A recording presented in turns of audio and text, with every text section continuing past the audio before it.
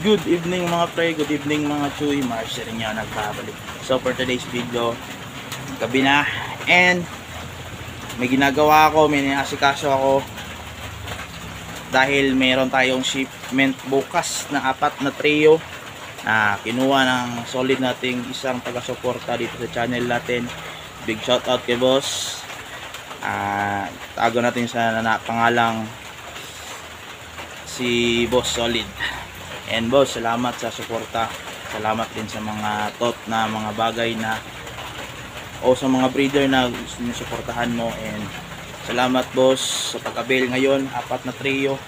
Hindi siya nagdalawang isip na mag-avail sa atin mga pre, no, mga chuy. So update dun sa channel natin mga pre. Bakit hindi pa nadagdagan ng mga around 20 plus. Wala yung mga participants na naka-avail dun sa raffle natin. And mga pre, still pa rin available pa yung mga wala, no limit slots tayo kasi free raffle tayo ngayon. And sa ngayon, yun lang munang isa. And soon, dadagdagan ko yung mga free raffle natin para sa mga solid natin subscriber. Promise yan na magpaparaffle tayo ng mas madami, and then para mas madami din magkaroon ng PKBM na at kahit papano matulungan tayo mga iba dyan na kunwari short yung budget or walang budget, pero at least nagbigay din tayo ng grasya o iwang isda sa mga supporters natin mga pre na PKBM. So sa mga hindi pa nakapag submit ng mga requirements dun sa raffle natin, free raffle, may iba nagko-comment na, madami nag-comment and then walang sinend dun sa page natin. Sinabi ko dun sa first bid na dun sa raffle na mag-send kayo ng bid about doon sa requirements doon sa free raffle natin doon sa page ko mismo. And ngayon papakita ko yung ship natin bukas. So nakasombrero ako dahil maulan, sobrang maulan ngayon dito. Ito kita, basa na. Basa na.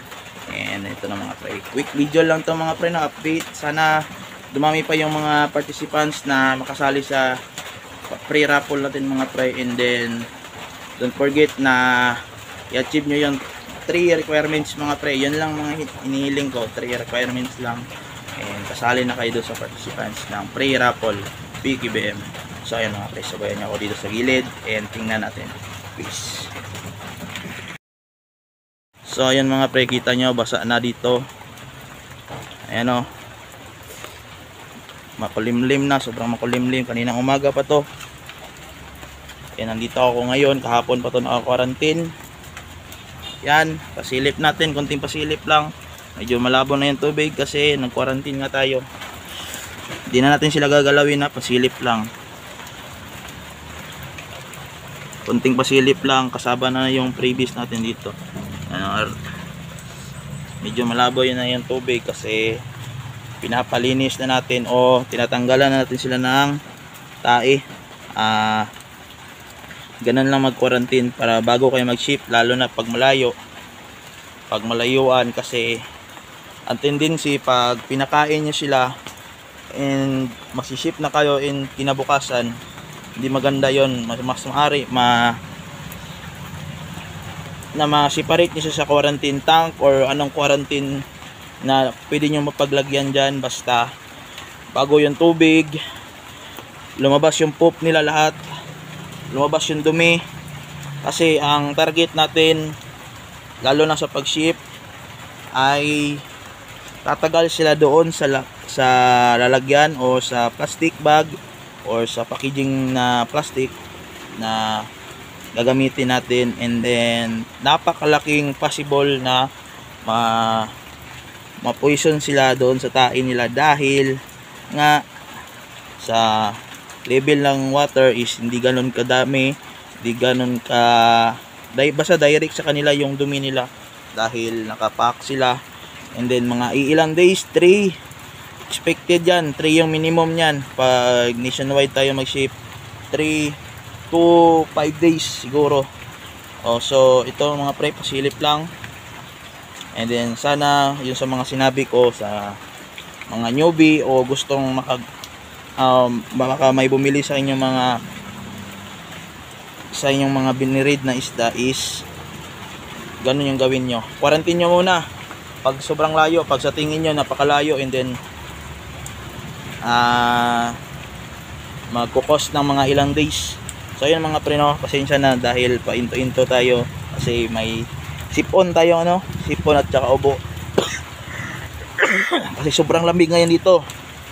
And then now try ko na gumawa ng clip para pang-update sa mga subscriber natin dyan. And ayan, pasilip natin yung isi-ship natin bukas.